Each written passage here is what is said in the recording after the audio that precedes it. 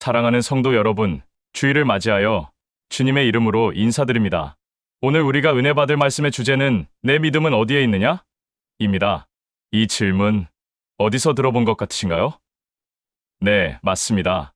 이것은 예수님이 제자들에게 직접 던지신 질문입니다.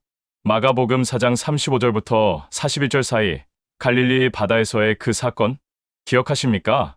제자들이 배를 타고 나갔는데 갑자기 큰 풍랑이 일어났습니다. 파도가 배에 잇따라 쏟아졌고 배가 물로 가득 차고 있었습니다.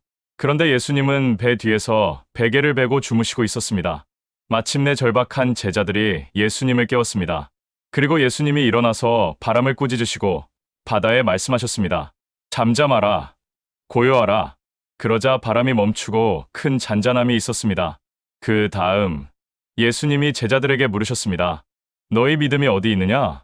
사랑하는 성도 여러분, 오늘 이 질문이 단지 2000년 전 제자들에게만 해당되는 질문일까요? 아닙니다. 이 질문은 오늘 우리에게도 동일하게 향해 있습니다. 우리의 삶 속에서도 풍랑이 불어옵니다. 질병의 풍랑, 경제의 풍랑, 가정의 풍랑, 미래에 대한 불안의 풍랑. 그 모든 풍랑 가운데서 주님은 우리에게 묻고 계신 것입니다. 너의 믿음은 어디에 있느냐? 오늘 이 시간 우리 모두가 이 질문에 진실한 답을 찾기를 원합니다. 위기의 순간에 우리는 내 믿음을 시험해 볼 수 있습니다. 마가복음 4장의 그 사건을 다시 한번 자세히 살펴보겠습니다. 제자들은 누구였습니까? 그들 중에는 어부들도 있었습니다. 갈릴리 바다를 잘 아는 사람들이었습니다. 노 젓는 것을 능숙하게 할 줄 아는 사람들이었습니다. 경험도 있었고 기술도 있었습니다. 하지만 풍랑 앞에서 그들의 경험은 무용지물이 되었습니다. 그들의 기술도 도움이 되지 않았습니다. 아무리 열심히 노를 저어도 바다의 파도는 자꾸만 배를 덮쳤습니다. 그들은 자신들의 경험과 기술에 의존했습니다. 하지만 그 모든 것이 그들을 구할 수 없었습니다. 왜입니까? 왜냐하면 위기의 순간에는 인간의 능력으로는 안 되기 때문입니다. 우리의 삶도 마찬가지입니다. 평온할 때는 어떻게 됩니까? 평온할 때는 우리의 믿음이 별로 드러나지 않습니다. 사실 평온할 때는 우리가 믿음이 없어도 괜찮습니다. 우리의 능력으로 충분합니다. 우리의 지식으로 충분합니다. 우리의 경험으로 충분합니다. 하지만 위기가 오면 비로소 우리의 믿음의 모양이 드러나는 것입니다. 질병이 찾아오면 우리는 누구를 향해 손을 내밀게 됩니까? 의료 기술, 의사, 약? 물론 그것도 필요합니다. 하지만 그보다 먼저 하나님을 향해 손을 내밀어야 합니다. 경제가 어려워지면 우리는 누구를 의지하게 됩니까? 우리의 직업? 우리의 저축? 우리의 계산? 아니면 하나님이신가요? 위기의 순간에 우리의 믿음이 드러납니다. 제자들도 마찬가지였습니다. 그들은 자신들의 기술을 믿었습니다. 하지만 그 기술이 통하지 않는 상황이 되자 그제서야 그들은 예수님을 깨웠습니다. 선생님, 우리가 죽게 되었습니다. 돌보지 않으십니까? 이 순간 그들의 참된 믿음의 위치가 드러나는 것입니다. 혹은 믿음의 부족함이 드러나는 것입니다. 믿음에는 인간적인 믿음과 하나님이 주시는 믿음이 있습니다.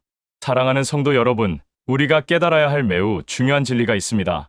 세상에는 두 종류의 믿음이 있습니다. 첫째, 인간적인 믿음이 있습니다. 인간적인 믿음은 어디에서 옵니까? 경험에서 옵니다. 지식에서 옵니다. 감정에서 옵니다. 눈에 보이는 현실에서 옵니다. 내가 전에 이런 경험을 해봤으니까 이번에도 될 거야. 내가 이렇게 계획했으니까 잘 될 거야. 지금 형편이 나쁘지 않으니까 앞으로도 괜찮을 거야. 이것이 인간적인 믿음입니다. 하지만 이런 믿음의 문제가 무엇입니까? 인간적인 믿음은 환경 앞에서 쉽게 흔들린다는 것입니다. 경험하지 못한 문제가 생기면 흔들립니다. 계획이 무너지면 흔들립니다. 형편이 나빠지면 무너집니다. 기대했던 것이 일어나지 않으면 절망합니다. 제자들의 경우가 그랬습니다. 그들은 자신들의 노 젓는 능력을 믿었습니다. 자신들의 경험을 믿었습니다. 하지만 풍랑이 일어나자 그 믿음은 순식간에 무너졌습니다. 그들은 두려움에 잠겼고 절망했습니다. 그런데 여기 또 다른 종류의 믿음이 있습니다. 둘째, 하나님이 주시는 믿음이 있습니다. 이것은 무엇입니까? 이것은 우리가 스스로 만드는 것이 아닙니다. 우리의 경험으로 만들어지는 것이 아닙니다. 우리의 계산으로 만들어지는 것이 아닙니다. 이것은 하나님이 주시는 선물입니다. 히브리서 11장을 보면 믿음의 조상들의 이야기가 나옵니다. 아브라함은 어떻게 믿었습니까? 자식도 없는데 내 자손이 하늘의 별과 같이 많을 것이라는 말씀을 믿었습니다. 이것이 인간적인 믿음입니까? 아닙니다. 이것은 하나님이 주신 믿음입니다. 노아는 어떻게 믿었습니까? 아직 비가 올 일도 없는데 방주를 만들라는 하나님의 말씀을 믿었습니다. 이것도 하나님이 주신 믿음입니다. 하나님이 주시는 믿음의 특징이 무엇입니까? 첫째, 하나님의 말씀에 근거합니다. 둘째, 환경에 흔들리지 않습니다. 셋째, 불가능한 상황을 가능케 합니다. 넷째, 우리의 영혼을 평안하게 합니다. 사랑하는 성도 여러분, 당신은 지금 어떤 믿음으로 살고 있습니까? 당신의 믿음은 경험에 기반한 믿음입니까? 아니면 하나님의 말씀에 기반한 믿음입니까? 당신의 믿음은 환경이 좋을 때만 유효한 믿음입니까? 아니면 어떤 상황에서도 흔들리지 않는 믿음입니까? 오늘 이 질문에 진실한 마음으로 답해보시기 바랍니다. 믿음은 말씀과 기도로 자라날 수 있습니다. 그렇다면 이 하나님이 주시는 믿음을 어떻게 얻을 수 있을까요? 또한 우리 안에 있는 믿음을 어떻게 더 크게, 더 강하게 자라게 할 수 있을까요? 로마서 10장 17절에 이렇게 말씀합니다. 그러므로 믿음은 들음에서 나며 들음은 그리스도의 말씀으로 말미암느니라. 믿음은 들음에서 나온다. 이것은 무엇을 의미합니까? 우리가 하나님의 말씀을 들을 때 우리 안에 믿음이 생긴다는 뜻입니다. 우리가 성경을 읽을 때 믿음이 생깁니다. 우리가 설교를 들을 때 믿음이 생깁니다. 우리가 말씀을 묵상할 때 믿음이 자랍니다. 우리가 입으로 말씀을 고백할 때 믿음이 더 강해집니다. 여러분, 중요한 것을 기억하세요. 말씀을 마음에 품고 반복해서 생각할 때 그 말씀이 우리 영혼 안에서 능력 있게 역사합니다. 주님이 나와 함께 하신다는 말씀을 읽으세요. 그리고 매일 반복하세요. 주님이 나를 버리지 않으신다는 말씀을 생각하세요. 그리고 그것을 입으로 고백하세요. 주님이 내 기도를 들으신다는 말씀을 믿으세요. 그리고 기도하세요. 그러면 어느 순간 당신 안에 참된 믿음이 자라나는 것을 경험하게 될 것입니다. 또한 기도를 통해서도 우리의 믿음이 자랍니다. 야고보서 1장 5절에서 8절을 보세요. 너희 중에 지혜가 부족한 자는 주께 구하라. 의심하지 말고 믿음으로 구하라. 의심하는 자는 바람에 밀려 요동하는 바다, 물결 같으니 이런 사람은 주께 무엇을 얻을까 생각하지 말라. 의심하지 말고 믿음으로 구하라. 강한 믿음이 없으신가요? 그렇다면 기도하십시오. 주님, 제 믿음이 약합니다. 더 강한 믿음을 주셔서 감사합니다. 이렇게 기도할 때 주님은 우리에게 믿음을 주십니다. 하나님은 우리가 구하는 것을 주시는 분입니다. 또 하나 매우 중요한 개념이 있습니다. 그것이 바로 레마히마 말씀입니다. 로고슬러거스 말씀은 일반적이고 객관적인 말씀입니다. 성경 전체입니다. 하지만 레마 말씀은 특정한 때에 나에게 임하는 말씀입니다. 특정한 상황에서 내 영혼을 관통하는 말씀입니다. 예를 들어 당신이 병으로 고통받고 있을 때 누군가가 성경에서 이 말씀을 읽어줍니다. 주의 말씀은 나의 발의 등이요 나의 길의 빛이니이다. 그리고 그 순간 그 말씀이 당신 영혼에 임합니다. 그 말씀이 당신을 살립니다. 그 말씀이 당신에게 희망을 줍니다. 이것이 레마 말씀입니다. 이렇게 말씀을 만나고 기도하고 레마 말씀을 경험할 때 우리의 믿음은 자라나게 됩니다. 우리의 믿음은 강해집니다. 우리의 믿음은 반석과 같이 견고해집니다. 믿음의 능력과 삶의 적용에 대해 알아보겠습니다. 그렇다면 이렇게 자라난 믿음의 능력은 무엇입니까? 마가복음 11장 23절에서 24절을 읽어보세요. 그러므로 내가 너희에게 말하노니 무엇이든지 기도하고 구하는 것은 받은 줄로 믿으라. 그리하면 너희에게 그대로 되리라. 그리고 23절에는 이런 말씀도 있습니다. 누구든지 이 산더러 들려 바다에 던져지라 하며 자기 마음에 의심하지 않고 자기가 말한 것이 이루어질 줄 믿으면 그대로 되리라. 산을 바다에 던지라는 것은 불가능한 것을 가능케 한다는 뜻입니다. 이것이 믿음의 능력입니다. 믿음의 능력은 무엇입니까? 첫째, 질병을 낫게 하는 능력입니다. 예수님 당시에 많은 병자들이 예수님을 만났을 때 나았습니다. 내 믿음이 너를 구원했다고 예수님이 말씀하셨습니다. 현대에도 마찬가지입니다. 많은 그리스도인들이 말씀을 붙들고 기도하고 믿음으로 기도할 때 암도 나았고 당뇨도 나았고 고혈압도 치유되었습니다. 우리가 직접 경험한 사례들이 많습니다. 둘째, 삶의 문제를 해결하는 능력입니다. 경제의 문제, 가정의 문제, 직업의 문제, 이 모든 것들이 믿음으로 기도할 때 해결되는 것을 우리는 봅니다. 셋째, 우리의 영혼을 강하게 하는 능력입니다. 믿음이 강한 사람은 어떻게 됩니까? 두려워하지 않습니다. 절망하지 않습니다. 아무리 어려운 상황에서도 하나님을 신뢰합니다. 이것이 믿음의 능력입니다. 그런데 여기서 중요한 것이 있습니다. 믿음을 막는 요소들이 있다는 것입니다. 첫째, 의심입니다. 야고보서에서 말했듯이 의심하는 자는 바람에 밀려 요동하는 바다, 물결과 같습니다. 주님이 이루실까? 라는 생각, 이것이 의심입니다. 이것이 믿음을 방해합니다. 둘째, 두마음입니다. 하나님을 신뢰하면서도 동시에 세상의 방법을 의존하는 것, 기도하면서 동시에 많이 걱정한다. 믿으면서도 동시에 의심한다. 이것이 두마음입니다. 셋째, 환경에 대한 계산적 사고입니다. 이렇게 어려운데 어떻게 되겠어?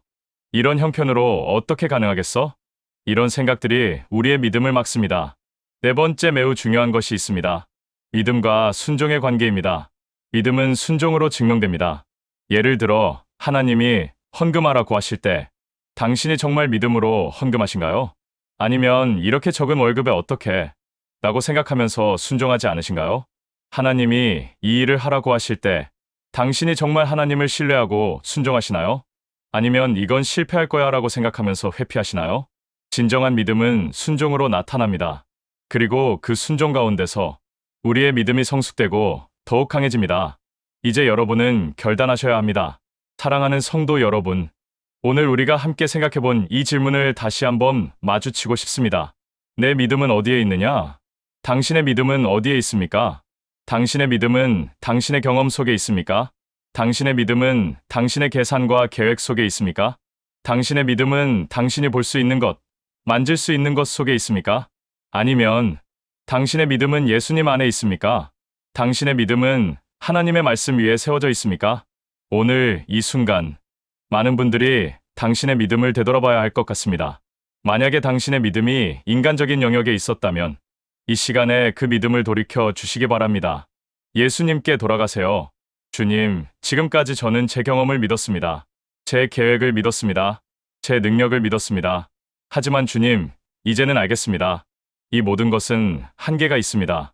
이 모든 것은 저를 근본적으로 구할 수 없습니다. 주님, 제 믿음을 회복하소서. 제 믿음을 당신 위에만 고정하게 해주소서. 주님의 말씀을 더욱 깊이 있게 하고 더욱 강하게 믿게 해주소서. 주님을 신뢰하고 주님을 따르는 삶을 살게 해주소서. 이렇게 기도하시는 모든 분들을 축복합니다. 또한 만약에 당신의 믿음이 이미 예수님 안에 있다면 그 믿음을 더욱 강하게 하시기를 원합니다. 말씀을 더욱 깊이 있게 읽으세요. 기도를 더욱 간절하게 하세요. 당신이 받은 말씀을 더욱 담대하게 고백하세요. 그리고 당신의 믿음으로 행동하세요. 불가능해 보이는 것도 믿음으로 도전하세요. 주님이 가능하다고 말씀하면 그것을 믿으세요. 그 믿음 위에서 당신의 삶이 변해질 것입니다. 당신의 가정이 변해질 것입니다. 당신의 영혼이 변해질 것입니다. 이제 우리 모두가 마음을 모아 기도하는 시간을 가지겠습니다. 당신의 마음 깊은 곳에서 이 질문에 대해 하나님께 진실하게 답하는 시간입니다. 당신의 믿음이 어디에 있는지 당신 자신에게 솔직하게 묻는 시간입니다. 그리고 필요하다면 회개의 기도를 드리는 시간입니다. 혹은 이미 예수님을 믿고 있다면 더욱 강한 믿음을 구하는 기도의 시간입니다. 마음 깊은 곳에서 주님께 기도해 주시기 바랍니다.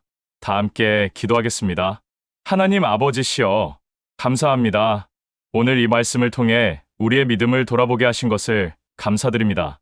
주님, 우리의 많은 것들이 주님을 향한 참된 믿음보다는 이 세상의 것들을 믿고 있었습니다. 우리의 경험, 우리의 계획, 우리의 능력, 이 모든 것을 믿었습니다. 주님, 용서해 주시기 바랍니다. 그리고 이제는 우리의 믿음을 주님의 말씀 위에 단단히 세울 수 있도록 도와주시기 바랍니다. 우리가 말씀을 읽을 때 우리 안에 믿음이 자라도록 도와주세요. 우리가 기도할 때 우리의 영혼이 강해지도록 도와주세요.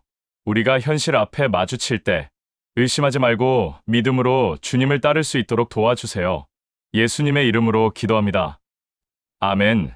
마지막으로 여러분 모두에게 축복의 기도를 전합니다.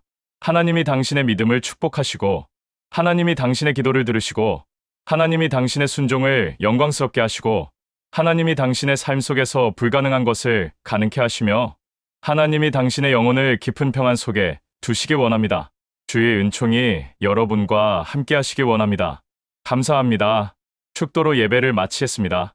이제는 우리 구주 예수 그리스도의 은혜와 아버지, 하나님의 크신 사랑과 보혜사, 성령님의 감화, 교통, 내조, 역사하심이 오늘 성회에 참석한 성도들의 개인, 가정, 사업, 자녀 위에 이제로부터 영원토록 함께 하시기를 간절히 축원하옵나이다. 아멘.